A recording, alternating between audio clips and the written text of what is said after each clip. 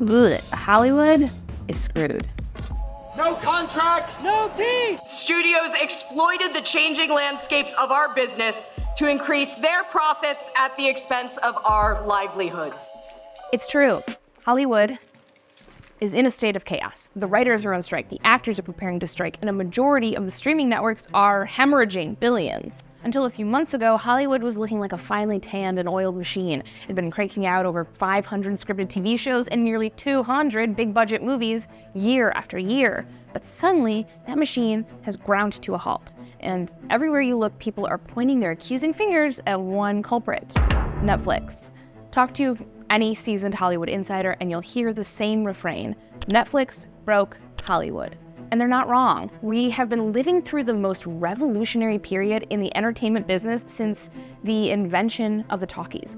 Over 4 decades, the writing has been on the wall. We've been building towards this since the 80s, when video rental stores and watching movies from the comfort of your lazy boy really took off.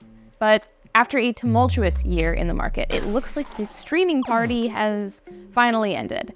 Big questions about the profitability and fairness of the streaming business model that Netflix pioneered are roiling the industry.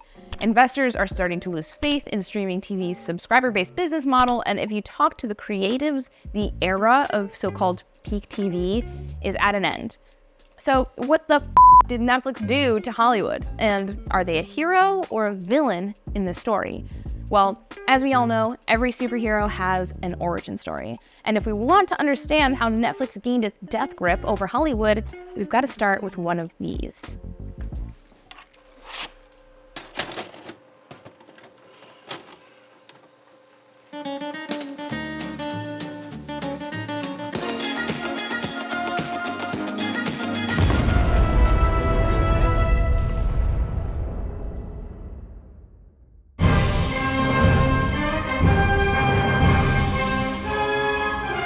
Decades before streaming, flat screens, and on-demand cable, home entertainment options were pretty terrible.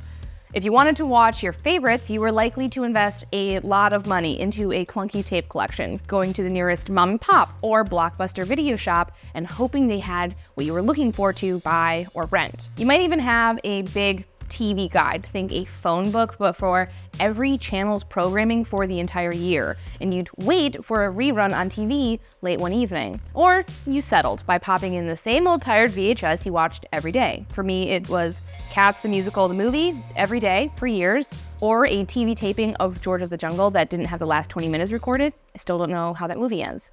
See, it was that. VHS players were able to rip movies, like how people would rip music from the radio to make their own mixes to listen to whatever they wanted, whenever they wanted. That was keeping money out of pockets. Every time you bought or even rented a VHS or watched the commercials between a TV airing, the crew that made it got a little drop of a payout. And while it wasn't much, it was great news since cinema attendance had been dropping way down since the 40s.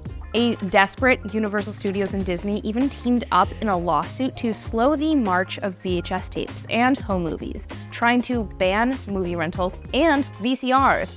After a defeat in the courts and years of revenue disappointments, Disney sighed and released all of its movies on tape. Coming from Walt Disney Home Video. And started its own private subscription TV channel, think Disney Plus, but for cable. Technology had always been disrupting and improving the entertainment industry, but now it was different. Now tech was biting into profits and breeding a customer base that expected more options, more convenience, and all at lower prices. In 1997, during the dot-com rise, a couple of nerds launched a company that capitalized on the growing popularity of the net and this newfangled tech that was just hitting US shores from Japan. Operation was a simple, flat-rate movie rental by mail model. Lower cost, easier access, more options, exactly what the doctor ordered. This 2007 ad from Blockbuster marked the height of its rivalry with Netflix in what would be eventually dubbed, but Blockbuster was the least of Netflix's problems. With the heavyweights like Walmart and Amazon revolutionizing home movie sales, Netflix knew it had to pivot to a new distribution model to remain viable. And in 2007, they did just that.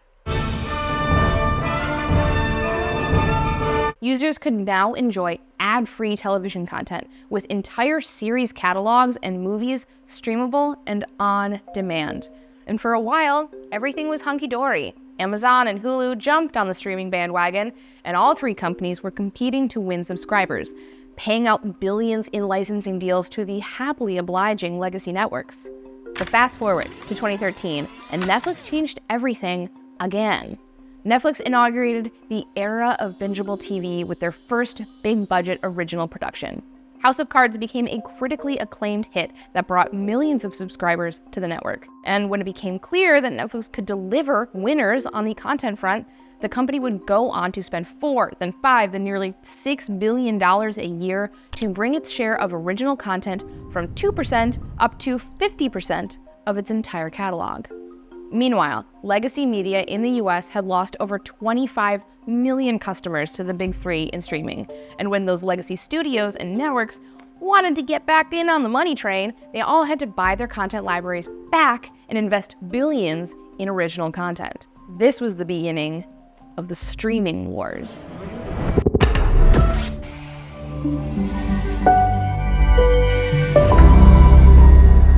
From niche shows to premiere blockbusters, a new breed of writers, actors, and directors was ushered into Hollywood's new and booming business model.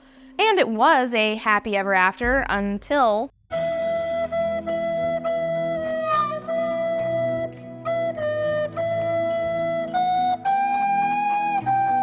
For nearly 10 years, investors had given Netflix a blank check to grow their subscriber base by investing in programming without having to show a profit, and was allowed to comfortably rack up a debt to the tune of $14.4 billion. But after 25 years of growing an average of 30% per year, the company announced a reversal of the trend. For the first time in history, they were losing subscribers, and the stock began to tumble. Netflix's share price reached an all-time high of $690 in October of 2021. But when they announced they'd lost nearly 1 million subscribers, the price would steadily decline to $175 a share in June 2022. That's nearly a 75% drop in less than a year. And the losses weren't confined to Netflix. Since 2020, Warner Media, Disney, NBC Universal, and Paramount have collectively accumulated over $18 billion in streaming losses and were forced to reassure investors by laying off thousands of staffers, pulling the plug on underperforming programming, and promising to spend far less on development. Although Netflix has continued to show profits of around $4 to $5 billion per year between 2020 and 2023, the end of its rapid subscriber growth left investors panicked about their potential for future growth. And now, just as existential questions about the profitability of the streaming business model are agitating the industry, this happens. In May of this year, things finally reached a breaking point for writers living under the new Netflix and streaming regime, and the Writers Guild of America, representing some 11,500 screenwriters, walked off the job. To understand why the writers are striking, you have to understand how Netflix completely disrupted the old model, and how this same thing has actually happened about 7 times in the past 70 years. Before Netflix came along, TV networks made their money from carriage fees or distribution fees, which brought in billions of dollars in revenue for TV network owners. But distribution deals and carriage fees aside, the real money came from advertising. If you're running a primetime TV show with great ratings and millions of viewers, advertisers will pay millions of dollars for a few seconds of airtime, and this paid dividends to all those creators whose shows ended up in syndication. Netflix's tech-driven, streaming-first model was a sea of change. Transparency about viewership disappeared. Pilots were gone. TV seasons were drastically shorter, and suddenly workers on all levels had to patch together gigs to make what they used to make on one show. To keep production costs down, Netflix was shrinking writing rooms to 8 to 10 week mini rooms and paying $10 to $15K without benefits, while cable writers were making a year-round livable wage. So basically, like Uber to transportation or Airbnb to hotels, Netflix turned Hollywood into a tech startup, and the jobs, like the middle-class jobs in hotels or taxis, suddenly became gig economy jobs. So we were return to our original question, is Netflix a hero or villain of the story? Well, in reality, things are never very clear-cut. Only Sith deals in absolutes. We've got to travel back in time once more. Remember what we had said about movie attendance plummeting since the 40s, and how that disgruntled many studios who had been accustomed to the packed theaters and overflowing coffers. Home TVs rose from about 6,000 in 1946 to over 12 million by 1951. And by 1955, half of all American homes had a TV set.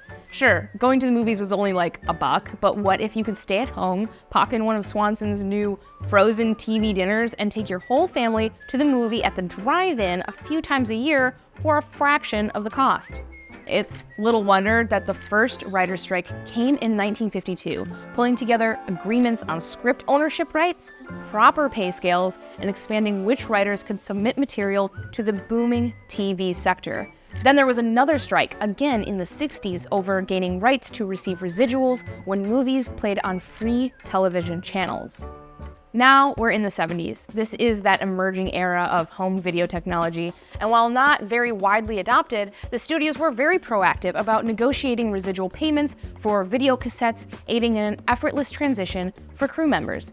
Oh, wait, no, of course not. They all had to wait for the squeeze to be put on them with another strike in 1973 and in 1981. Only then did they agree to higher residuals and shares of producer revenues from the pay TV and home video markets, as well as higher payouts for video cassettes as they took a bigger and bigger share of consumption.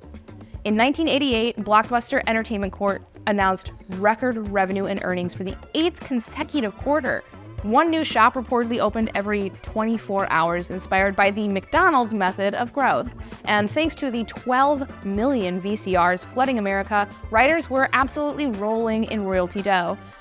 Oh, wait, no, that last part is wrong. Writers were once again getting stiffed and staged a 22-week strike, forcing studios to agree to new contracts that had updated formulas for calculating residuals, in addition to an increase in minimum pay.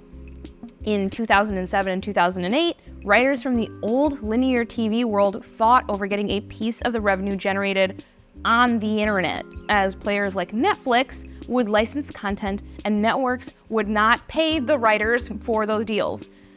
But the contract they negotiated couldn't have foreseen what would happen in the streaming model, where companies like Netflix would go on to produce and develop their own original content. And that's where we are today, in a state of disequilibrium that will have to be cashed out the hard way through collective bargaining and most likely an eventual increase of costs to the consumer. Overall, and over time, as consumers, we all tend to benefit from the innovations in tech. Consumers wanted ad-free, on-demand content at a lower cost than cable, and Wall Street subsidized new players like Netflix to do it. On the whole, Netflix effectively broke down the old Hollywood gatekeepers that were out of step with the dizzying evolution of tech, and they employed a new generation and a much larger pool of diverse talent who gave us compelling, binge-worthy content for the price of peanuts. For now. In the coming years, we will see a continued trend towards consolidation, the rising of artificially low prices, and a reintroduction of advertising into the streaming world. And that's a good thing. Advertising built television, and it will almost certainly rebuild streaming for the writers, for the networks, and for us, as it should.